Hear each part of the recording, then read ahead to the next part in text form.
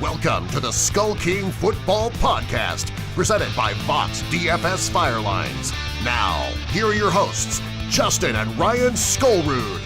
Hey, Skull King Nation, welcome back to another Skull King Football Podcast. My name is Ryan Skullrood. I am your host tonight, and with me is my brother Justin. Go ahead and say hi, Justin. Hello, everybody. All right, well, the draft is over, and what a circus it was.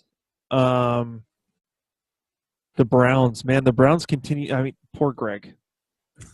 I think he's officially moved on from the Browns. You mean the Bears? I mean the Bears. The Bears. Yeah, the Bears. As he put it, were the blind kid getting robbed by the 49ers. And let's be honest, John Lynch is a genius to get the Bears to think that there were a whole bunch of teams wanting to trade up to number 2. So the Bears decide, okay, then we'll give you, our number 1. We'll let you move down 1 pick and give you 2/3 and a 5th in order to move up to get Trubisky. What doesn't make sense to me is you would have to convince them that, 1, someone wanted to trade up, or 2, that the 49ers themselves were interested in Mitch Trubisky.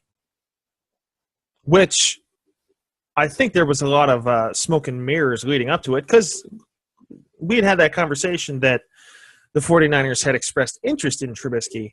But I think that topic has been basically played to death in the sports world as to how much of a mistake that was. There's people who are saying that it wasn't a mistake that they took the Bears because if they took Trubisky, because if they truly believe that he is the quarterback of the future, what they gave up wasn't as bad when you look at the stat sheet or the numerical values of draft picks that every general manager has. It was actually a pretty good deal, but the problem is the player you got was Mitch Trubisky. It was Mitch Trubisky instead of Deshaun Watson. So I think we need to somehow publicly put on our webpage the reaction that Greg had. That whole thing was priceless to watch on Facebook Live. I could see if I could download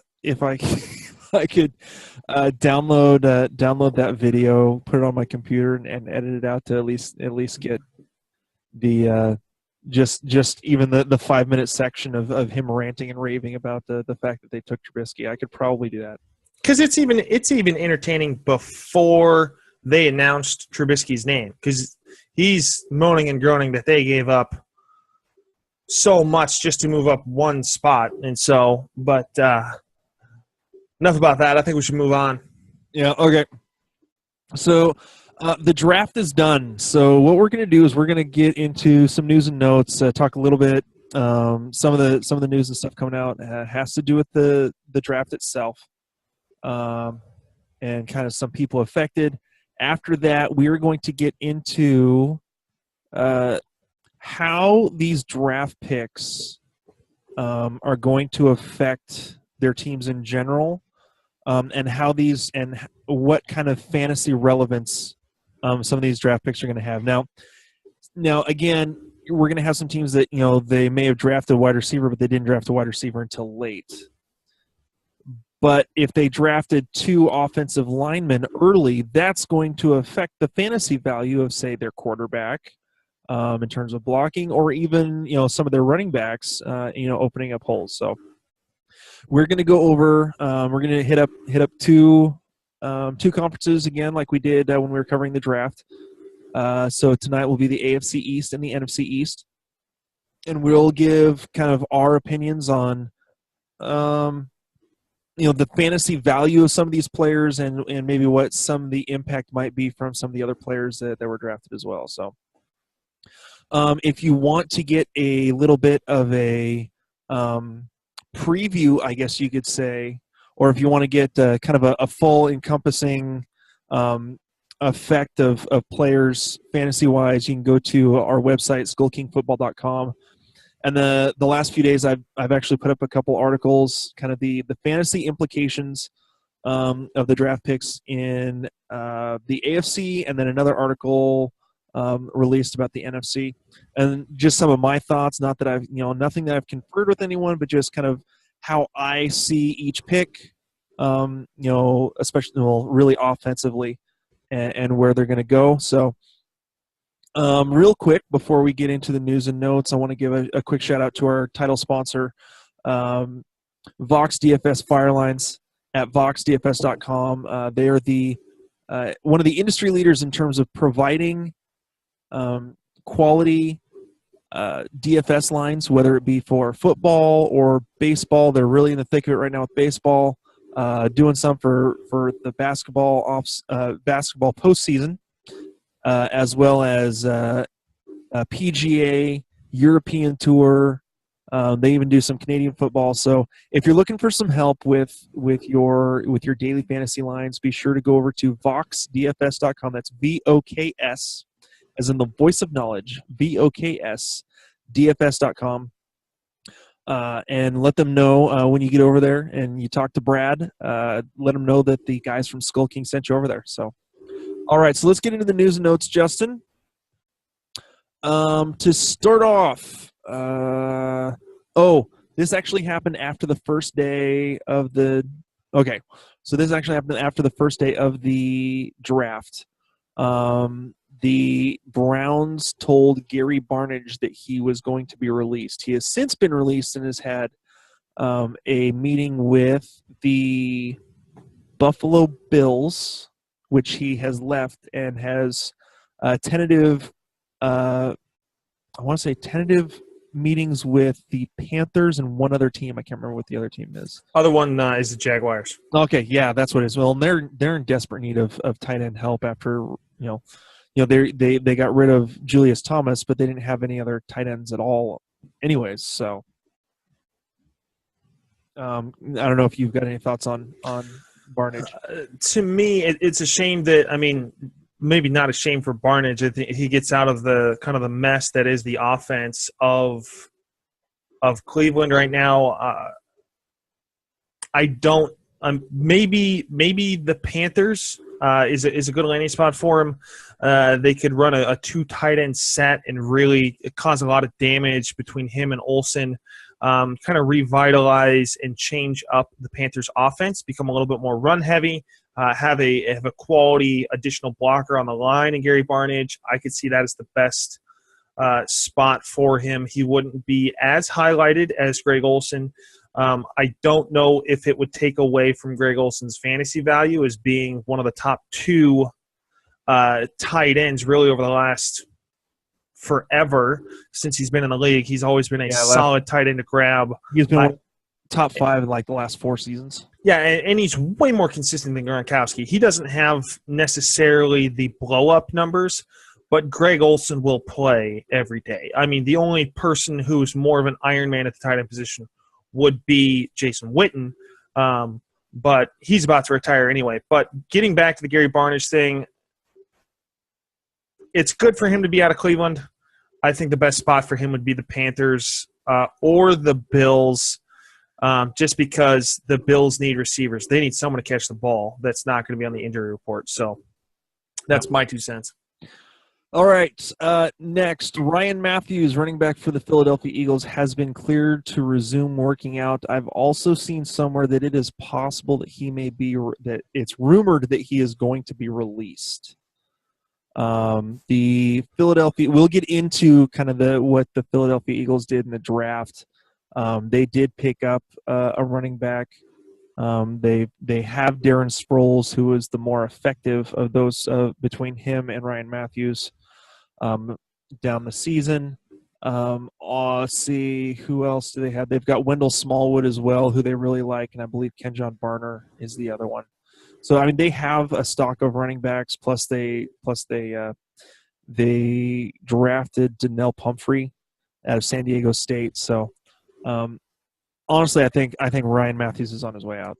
I think Ryan Matthews is the one that's on his way out because he's, for lack of a better term, the most fragile of those running backs.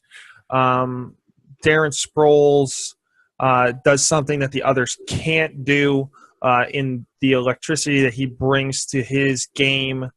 I really like the Donnell Pumphrey pickup because they needed something added to their running game, not just passing and catching game out of the backfield, which is what Sproles really brings.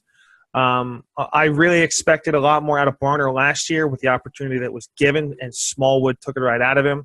I'm looking for Smallwood to be the lead, more or less, if Matthews is the one that goes. Yeah, if Matthews goes, I think it's Wendell Smallwood's backfield. I think he becomes the main runner. That Sproles stays in that third down back for the last year or two of his career, couple years of his career, and then Donnell Pumphrey eventually takes over that role. I think Pumphrey is going to be a special teams return guy, probably doing kickoff returns to start off his career. Yeah. The Packers coach Mike McCarthy insisted this past Saturday during the draft, that Ty Montgomery is still the team's starting running back. That was after they drafted that was just before or just after they drafted two more running backs.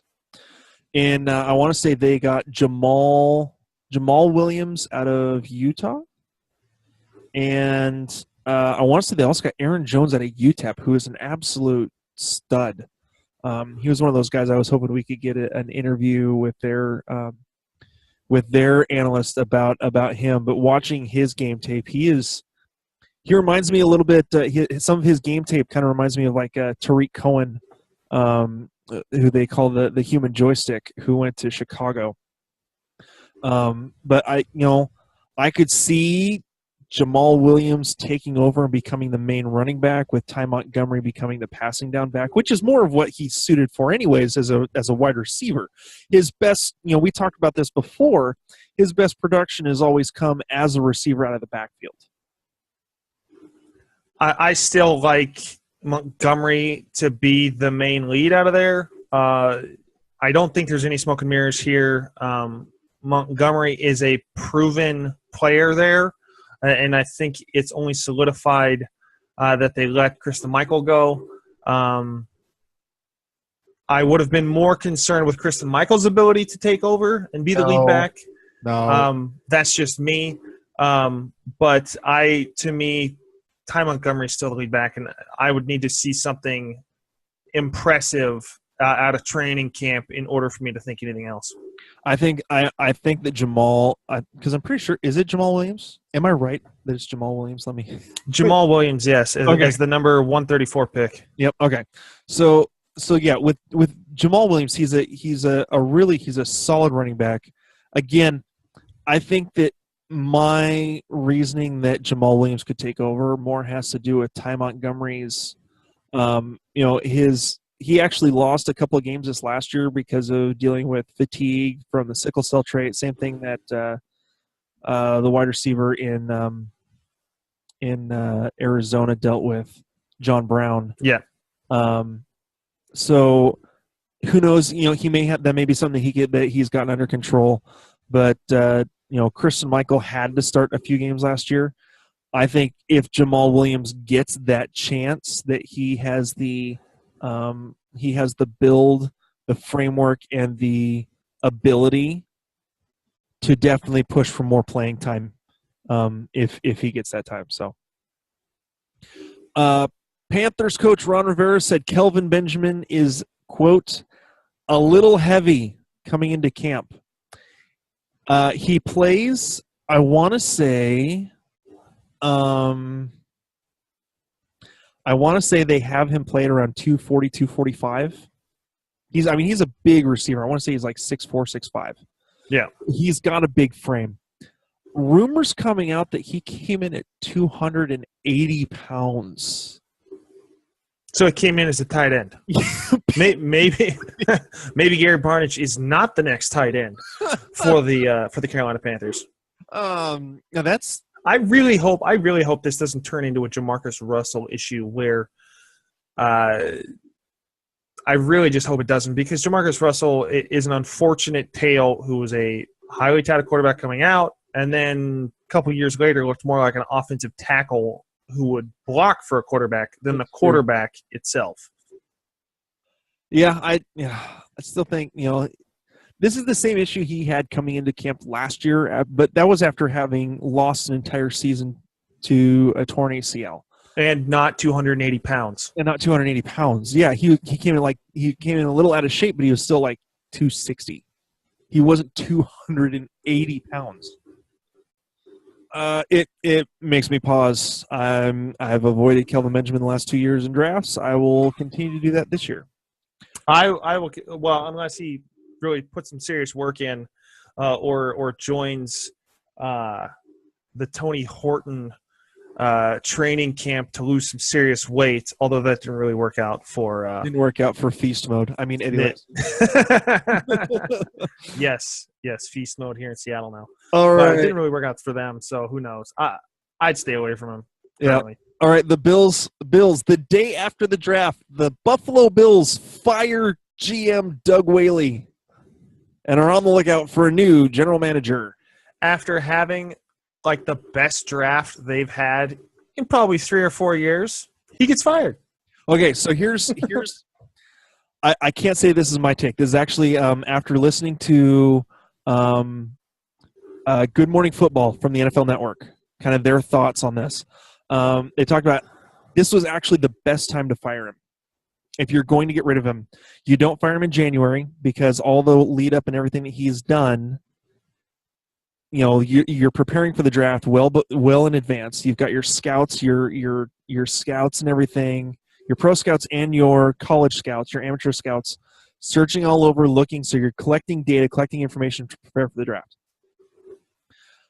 You have all the information that you need, and from what I've heard, I can't remember the name of the coach from the Bills, but basically he was the one who was running the draft room. He was the one making final decisions, using the information from Doug Whaley and all the scouts. And then once they got that information, they cut him loose. Basically, once they had finished using him for all the information that he provided, they cut him loose. Had they cut him loose earlier, it would have been very easy for Doug Whaley to go to another team that needed a GM, or that may have wanted some information on what the Bills were doing that he may have been willing to give up, saying, "Hey, these are the guys that they're looking at, and this is why." So basically, they used him for as long as they needed him, and then dumped him like hot trash. So yeah. I agree. It's a little cold-hearted and cold-blooded, but probably the best move in terms of timing if you were going to fire someone, because now you bring in a new GM who now doesn't have to do all the heavy lifting and heavy work and can now look at kind of the tail end of the fantasy or tail end of the free agency and then move on from there. So. Yeah, I think that this will give whoever the next GM is basically a full year to kind of work with the team, figure out what he's got, and figure out where he needs to move on from there. So. And then screw it up for the Bills. Yeah, exactly. All right. When asked if Amir Abdullah is the starting running back, Lions GM Bob Quinn said, quote, "He is." Well, it's not that they have much of a choice, considering they did not draft a single running back in the draft. So they are still dealing with Amir Abdullah, who can't stay healthy for longer than 4 games in a season. They've got Dwayne Washington out of the University of Washington, who is a truck when he can stay healthy. They've got their other backup, who Zach Zenner, that apparently Matt Asiata out of Minnesota has visited the Lions, and if he signs with the Lions, it would be between him and Zach Zenner as to who would be the number 4. Because who's their other running back who had the wrist surgeries this year? Theo Riddick. He's not going anywhere. No. So, I mean, they have a bunch of running backs, just none of them can stay healthy.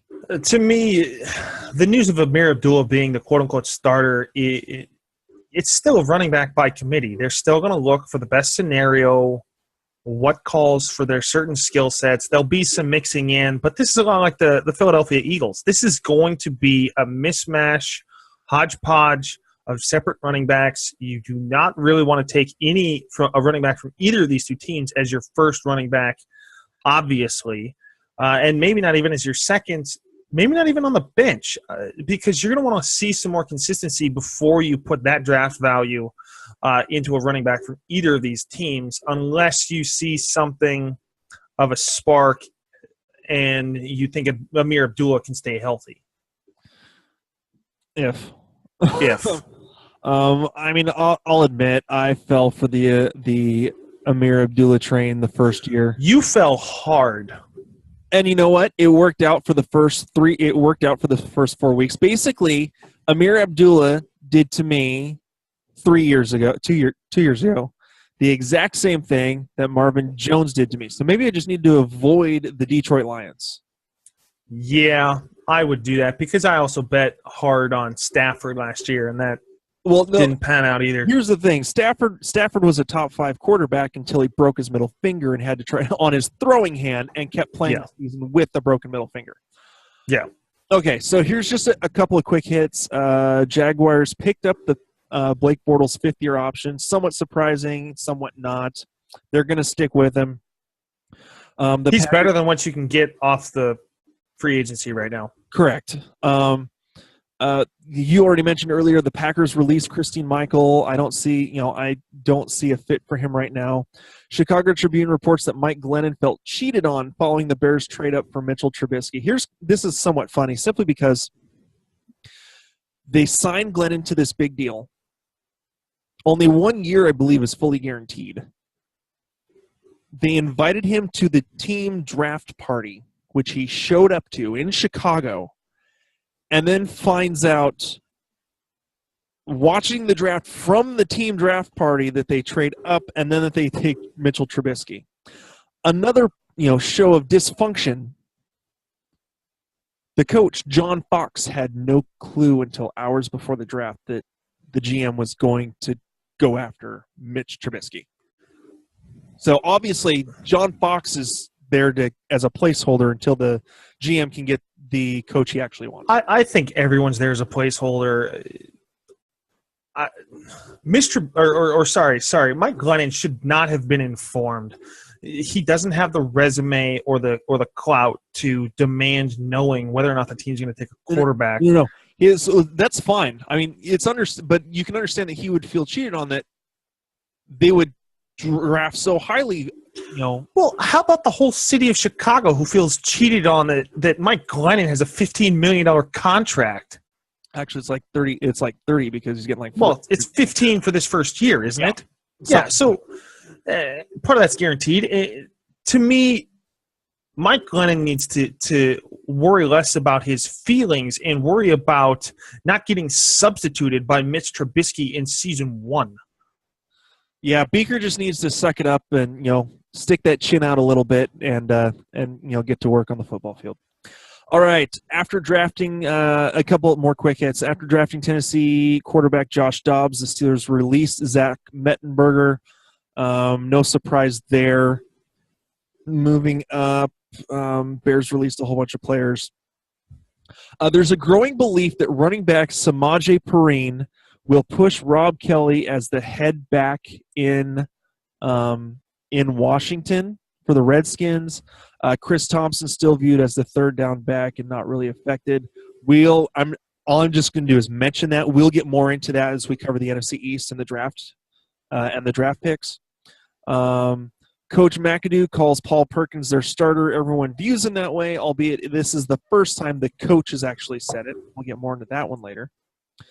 Coach Bill O'Brien hopes third round running back Deontay Freeman will spell Lamar Miller at times when Lamar needs that. I like Deontay Freeman to the Houston Texans.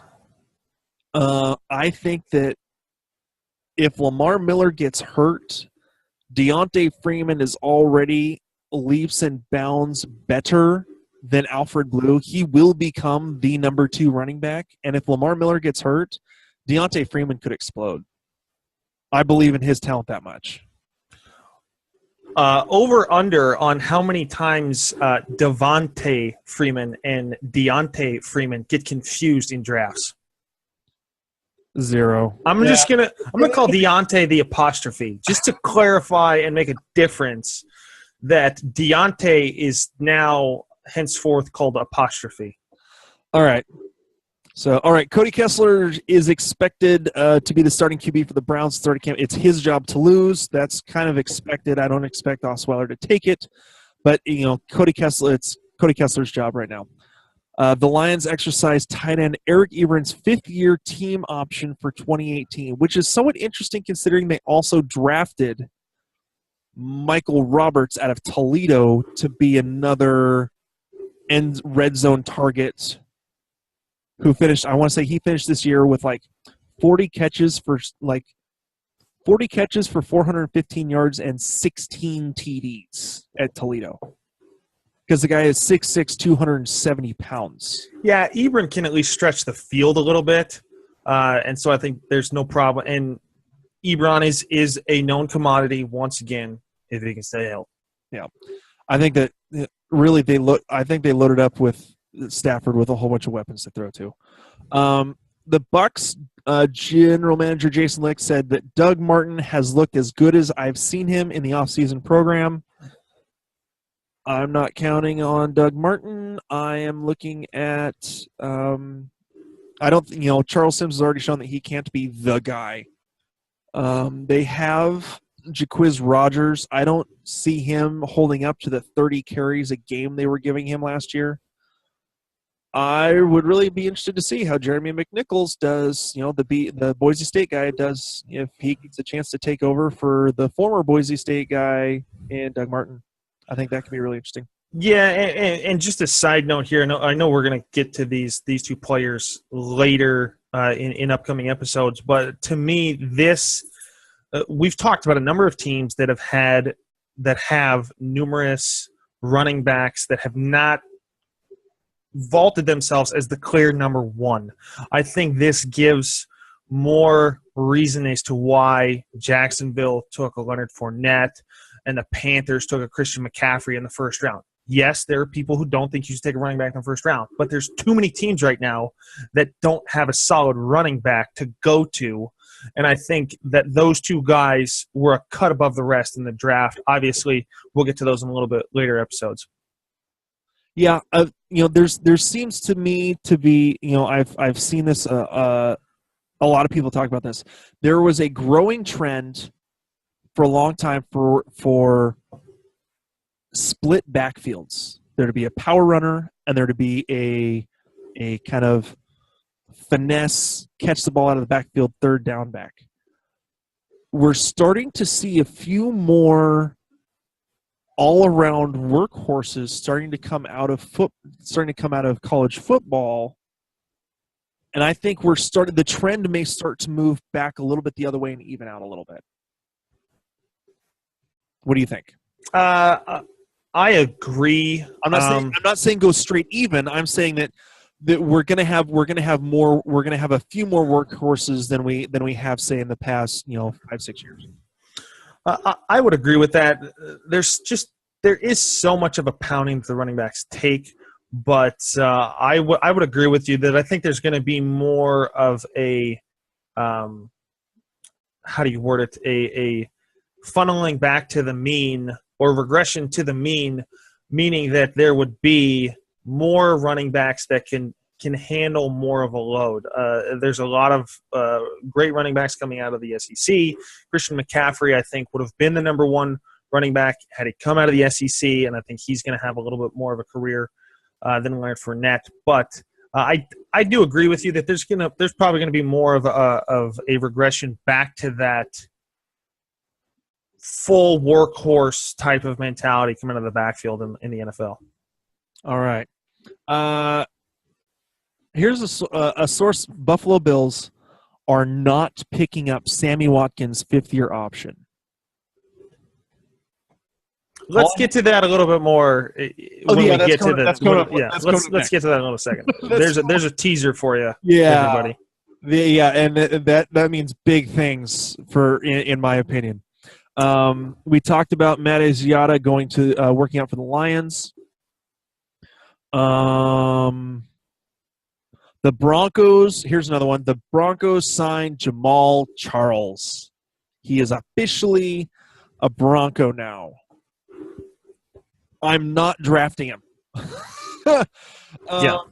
Unless he could fall to like the 8th or 9th round, I'm not drafting him. The guy has had three procedures on his knee, on one knee. He's torn both ACLs, if I remember correctly. In the last 5 years, he's torn both of them, I believe. Yeah. In the last what is it, like year and a half, he's had an ACL. He tore his ACL and had that repaired, and had 2 knee scopes on that same knee. So, yeah, the other issue is Denver did. Yes, they got a tackle with their first pick, but you got to remember they didn't really do that great at run blocking last year. They had 2 running backs that were supposed to do very, very well that did average. They need a little bit more help in the running in the run blocking game, not the running game. True. All right. Real quick before we get into the rest of our stuff, real quick, Bluehost. Just want to throw out a quick word about Bluehost, our new hosting. We absolutely love it. They make WordPress really easy. That's what we use for our website. You guys should check them out. You can go to bluehost.com/track/skulking to find out more. You get 24/7 support. They have a money-back guarantee, and they also, when you sign up for a new hosting account, they'll actually give you up to $150 in offers for Google advertising and Bing advertising. So again, go to bluehost.com/track/skulking to find out more. All right. Here we go. Draft analysis. AFC East. Here we go. AFC East. Here we go. All right. So we'll start with, we'll just do this in alphabetical order. The Buffalo Bills. In terms of fantasy relevance, number 1 pick was a cornerback, number 2 pick. This is what we wanted to talk about when we were talking about Sammy Watkins. Zay Jones, drafted number 37 overall. He will automatically, in the immediate future, become the number 2 wide receiver. And since Sammy Watkins cannot stay healthy, the number 1 receiver, he will be the number 1 receiver in no time. Zay Jones is going to be a guy that I am going to target often. I'll kind of see where he's going and see where I can pick him up. I think that he is going to be is he going to be your 6th round steal like Marvin Jones was last year? He might be. And honestly, or is that a little high? It all depends. You got to remember they are a run first offense, but Sammy Watkins has still proved to be very productive. But without Gillislee now, will they still have that 1-2 punch in the running game to be as effective as they were? Let's be honest, it was always LaShawn McCoy, and really the only reason that Gillislee got a lot of his carries was because it was from the 2-yard line. it was from that, or it was, they needed to give LaShawn McCoy a week or 2 off because of his hamstrings. So, other than that, I'm trying to see. Yeah, I think that was about it. They also took Nathan Peterman, who could be that's more of a dynasty pick if you're going to pick up Peterman as someone for down the road. I want to say that their quarterback, Tyrod Taylor, has only 2 years left on his contract, or guaranteed 2 years left on his contract. So Peterman could be just a pick for the future. So, yeah, I like Zay Jones in his versatility in 3 wide sets. Can drop into the slot and still stay on the outside. Did both of those things in college. Talented receiver. Fortunate enough to have an episode on the podcast where we talked about Zay Jones before. So we're pretty familiar with him. You're probably a little bit bigger on him than I am. in terms of draft stock already, but we've got more than enough time for me to warm up on that. But still, great pick. Already going to be in the starting roster. So yeah, Zay Jones, in my opinion, is a faster version of Jarvis Landry. Landry ran like a 4.7 40. Zay Jones can run a 4.49 40. And they have all the same. They run all the same kind of routes. So short, kind of find the open zone, quick hitches, those kind of things. So really, he runs a lot of safety valve for the quarterback type of routes, but has the speed to go deep if he needs to. That was just never his thing at East Carolina. So, all right. In terms of the Miami Dolphins, in terms of fantasy actual position guys, they drafted Isaiah Ford with their last pick in the 7th round. He's not really going to see the field. There's too many guys to go, but Miami focused a lot on their defense. Other than that, Isaac Asiata, who they drafted, I believe, in the 5th round, to be a starting guard. I think he'll help out with he'll move Laramie Tunsil out to being the left tackle and really help not only protecting Tannehill but opening up more holes for Jay Ajayi to run through. And that's really in terms of fantasy, that's the only effect from the Miami Dolphins. Yeah, they've got a much better pass rusher in Charles Harris now. Probably not an every down back or an every down lineman. But with Sue holding up the middle and his ability to stop the run, having a edge rusher that they could get later in the 1st round, like Charles Harris, I think is a help. We need to see more matchups from the Miami defense before we start talking about them as a draftable viability. But there's a little bit more from a impact on the defensive side as well. Correct. All right. And this next one is really easy. The New England Patriots they drafted, I want to say, one if not two linemen, offensive linemen. And really, let's be honest. Their 1st round pick went to the Saints so that they could get Brandon Cooks. Their 2nd round pick went to Carolina so they could pick up, I want to say, a D end. Their 5th round pick went to the Bills when they signed Mike Gillislee. They won the draft. Yes. Plus they got a couple of at least one lineman, and then they got some more pass rushers. So, they won the draft. I mean, basically they'll be able to protect Brady more and give him more time to hit the weapons that they just got. Yeah, and for those that don't know, Youngstown State, I believe they're a Division II school, but they were in the championship game against James Madison University, if I'm not mistaken. James Madison won by like 3 touchdowns. But Youngstown State, very, very competitive football program. Obviously, having a couple of guys drafted helps. But like we always say on the show, we're not New England Patriots fans, but Belichick is a genius. So he obviously sees some great talent in these guys. And so they really helped themselves with what they got for their picks, not necessarily what they got in the draft. Yeah, I mean, again, I hate saying it, but Belichick is a football mastermind, and I have nothing but mad respect for him. So our hatred is really just jealousy. Yeah. All right. New York Jets. Jets. Jets. I don't know if you saw the thing where the guy announcing the Jets pick said the Jete Jets. Oh, yeah, that was funny. All right. So yeah, the Jets Jets. So they took their first two picks were safeties, which were desperately needed.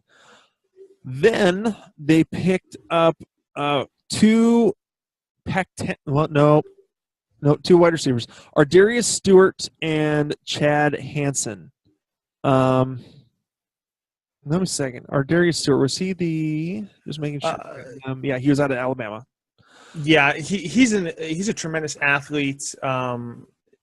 He can run and catch. He's a great after the catch threat. Has some deep ball skills as well.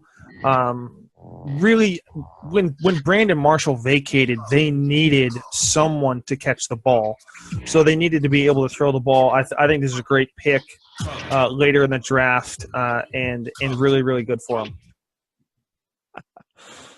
Everyone like those sound effects afterwards? I hate these stupid videos that pop up when they're not supposed to. All right, there we go. See, when you have them turned off, but all of a sudden an ad comes up. Yeah, it's annoying. All right. So, yeah, I got you there. They also got Chad Hansen, who had some good catches. He's sort of the kind of knock on him, will he be physical enough to be able to make the kind of catches he did at Cal against NFL corners.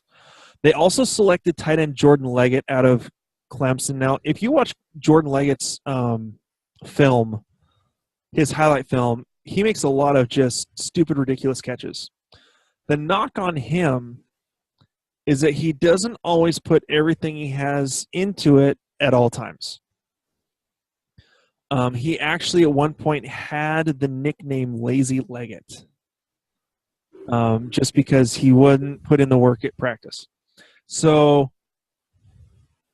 I think that he could be a possibility. I mean, the Jets, and looking at their depth chart, they do have, a couple of guys. And they've got Austin Seferian-Jenkins, who hasn't done much. They have bodies there, honestly. I think that Jordan Leggett very well could be their top tight end. I'm not too enthused about that, I guess you could say. In terms of their wide receivers, it'll be interesting to see how the wide receivers pan out. Eric Decker is still with them, but he could be released just to kind of dump some salary because they're basically in rebuild mode, and go with Jalen Marshall, Sharon Peak, Quincy Enunwa, then Robbie Anderson, and some of these younger guys. So. Yeah, they're going to be more of a running team this year, but I do like the pickups. I really like what they did on the defensive side and being able to now get younger and faster from the defensive perspective, so that Revis Island maybe doesn't look so bad this year. Revis Island is gone. They cut him. Oh, well, at least it's not at the bottom of the ocean. So, here we go. We are moving on to the NFC East. Dallas Cowboys, their main problem was they couldn't stop anyone on defense. So what they've done in terms of picks that would, really help out fantasy-wise, they drafted Ryan Switzer, who is, I've seen him here described as Cole Beasley 2.0. Ryan Switzer is a little guy. I want to say he's like 5'8", 165 pounds. No, it's 180. Sorry, 180 pounds. So he is a slot receiver and a returner. That's it. So if you've got if you've got a special scoring league where the return yards are almost the equivalent of, say, rushing yards or pass or receiving yards, he may be a guy that you'd be interested in picking up. And then the other big pickup that big quote unquote, they drafted Noah Brown out of Ohio State. Noah Brown's more of a project. Had basically really one game, had a career game at Ohio State against, I want to say, Oklahoma, in which he finished with 5 catches for 130 yards and 4 touchdowns on 5 catches. He's big, athletic, not all that fast. He's more of kind of a possession type of receiver. But, I don't see him with all the other talent that they've got there. I don't see him really, making much of an impact. Really, the only quote-unquote fantasy impact of anyone is going to be Ryan Switzer if you have a return yards league. So, yeah, I'll say this. Taco Carlton wins my vote for best name in the draft. Password is Taco. But I really like what the Cowboys did in addressing the defense. They do have Jalen Smith, who was their number 2 pick in last year's draft. Sat out for the year, nursing an injury coming out of Notre Dame. And so they did get help on the defensive side. Their offense was astounding in Dak Prescott and Ezekiel Elliott. And so I think they're a more well-rounded team. They're an early pick for me to give the NFC Championship, personally. Okay. Moving on to the Giants. New York Giants. They've got they did some interesting things with their draft. Okay, so they took Evan Ingram with the number 23 overall pick. I want to say they passed up on David Njoku, who went 4 picks later to number 27 of the Browns. Yes. A lot of people think that David, and I agree, David Njoku is the better athlete, the better overall player. David Njoku, honestly, if there's anyone who could stop David Njoku, it's David Njoku, not focusing on catching the ball before he runs and sees all the green in front of him. But Evan Ingram is a solid receiver. He's been called a Jordan Reed clone because of his size. And let's be honest, I mean, they've put so many receiving weapons around Eli Manning. You now have Evan Ingram, who a tight end who can actually catch the ball now. You have OBJ. You have, you've got Sterling Shepard, who was a solid guy last year as a rookie. And then they also add Brandon Marshall. Eli Manning is a guy to pick up, is a guy to look to see where you could possibly draft him in your leagues this year. Yeah, and at times Will Tye was fantasy relevant for those who wanted to stream a tight end pick. For a couple weeks, depending on the matchup. Yeah, depending on the matchup for a couple of weeks, he was a streamable tight end, especially in deeper leagues. But I really see Evan Ingram. He's going to be the starter. Time will tell whether or not he'll be more impactful than Sterling Shepard. I look at Sterling Shepard to kind of take a little bit more of a step back, because I think last year he was a little bit more of a number 2 receiver, and definitely going to be the number 3 or 4, depending on whether they do a 3 wide or a 2 wide set, with Ingram now taken as the tight end. But I really like Evan Ingram with Eli passing to him. Eli likes to throw the ball, and the Giants still don't have the greatest running game. So I really like Ingram to be a solid plug-and-play and startable tight end as a rookie. Yeah. Getting into the running back situation, they drafted Clemson running back Wayne Gallman, who's been described as he isn't great at any one thing. He's a jack of all trades, master of none. Correct. And honestly, having watched some of Wayne Gallman's tape, that's very much the truth. He's not going to blow you away with speed. He's not going to run anyone over. There's a reason why Clemson threw the ball to beat Alabama. He had a solid 2 years at Clemson. But when in this, I've seen this analogy, in comparing Wayne Gallman to Paul Perkins. Replacing Wayne Gallman with Paul Perkins is like, how'd they put it? I want to say replacing chlamydia with herpes. That's horrible. Neither one's a great situation. So that's terrible. Yeah. So they also joke. We'll see if that's the reality, but that's a terrible joke. They did the main issue that the New York Giants did not address is their offensive line. So that we'll have to see how that goes. Yeah, and that's why I'm a little bit more concerned in the running game specifically. Eli Manning has a lot of great tools, but the problem is if he doesn't have enough time to get it to him, it's not going to matter. Yep. All right. So the Philadelphia Eagles, they have really only 2 players. I mean, they really focus on their defense. They have 2 players really that are worth talking about in terms of fantasy.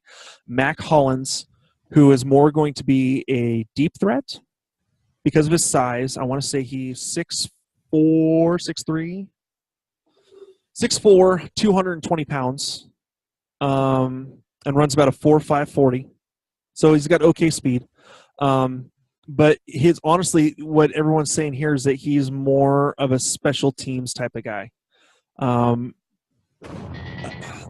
downfield receiver, as well as a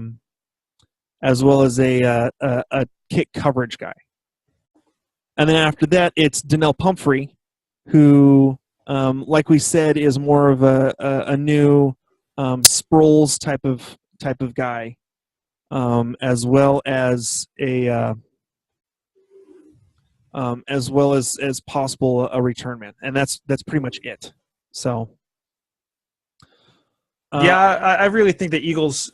Just as a quick note, I really think the Eagles were hoping that one of those top 3 receivers was going to drop to them. It didn't end up happening. They still need a receiver to really throw to, because they don't really have any standouts. And I think that's why they ended up going with defense with their first pick. In their second pick, Sidney Jones was someone that they were really looking at as their first pick before his injury, and they were fortunate enough to get him with their second pick. But he's not going to start. He's going to start on the PUP list. As a Washington fan, I'm rooting for him, but I don't see any way he gets for the start of the season. But they're still in need of offensive help. Yep. All right, and last but not least, the Washington Redskins. And we mentioned this kind of earlier, that the Redskins built up their defense before they drafted Samaje Perine. Again, rumors are that Perine could immediately be in competition with Robert Kelly for the lead back position. Matt Jones has been on the trading block. I don't think anyone's going to take him. It's very likely that whenever possible, they'll drop Matt Jones, who was, again, a big body type of guy. Rob Kelly was a beast not Rob Kelly. Samaje Perine was a beast at the combine. And I actually saw a thing where I want to say that Perine's freshman year at Oklahoma, he had more yards and touchdowns than Rob Kelly did in his entire collegiate career. So, and Perine also played in a Division I school. The only other person they drafted a wide receiver, Robert Davis. He's a big-bodied guy who could play into the offense, especially if Josh Doxson is having issues getting healthy, who they drafted last year with their first-round pick and was on basically IR the entire season with I want to say an ankle injury. So, I mean, he's a big-bodied guy. I want to say Davis is around 6'2", 6'3", 215, I want to say. I could be getting confused with someone else, but big-bodied receiver could be a deep threat type of guy, but really it's going to be, I mean, really their main receivers are going to be Pryor, who they just got in the offseason, as well as Jamison Crowder, and then the tight ends that they've got. So I'm not seeing a whole lot out of Robert Davis. I really think Perine's going to be a guy to watch in drafts who could take over the role from Rob Kelly. Yeah, the Redskins did a really good job of bolstering their defense, which they needed. Which they seriously needed. And knowing how the Redskins have drafted in the last couple of years, I am supremely impressed with how well they did in being able to get Jonathan Allen as late as they did. Obviously, there's some shoulder issues there for the long run, but really bolstered their defense. Look for their defense to have to be much improved. Obviously, they're going to be going up against the struggling Eagles offense, I think, throughout the year. They're going to play them twice. They now have a little bit more pass rushing ability, which will help them against the Giants, who they play twice. I don't think they can get much pressure in Dallas because of their stellar offensive line. But really, I like the Redskins' defense a lot here. They still need help on offense. With Kirk Cousins kind of still being the head case that he is, and there's still kind of that bad blood within the Washington Redskins. We'll see how that plays out. As a random question here, as we wrap it up, who do you think has a better shot of playing this year, Ryan, at the quarterback position? Who do you think has a better shot of starting, Colt McCoy or Terrell Pryor? Colt McCoy. Okay. They'll go with Colt McCoy. Pryor did play quarterback for the Browns, but that was the Browns. That was the Browns. Who had everybody play quarterback last year? Yeah, I mean Cody Kessler was dealing with some issues injury-wise. I mean, all three of their quarterbacks. McCown went down injured.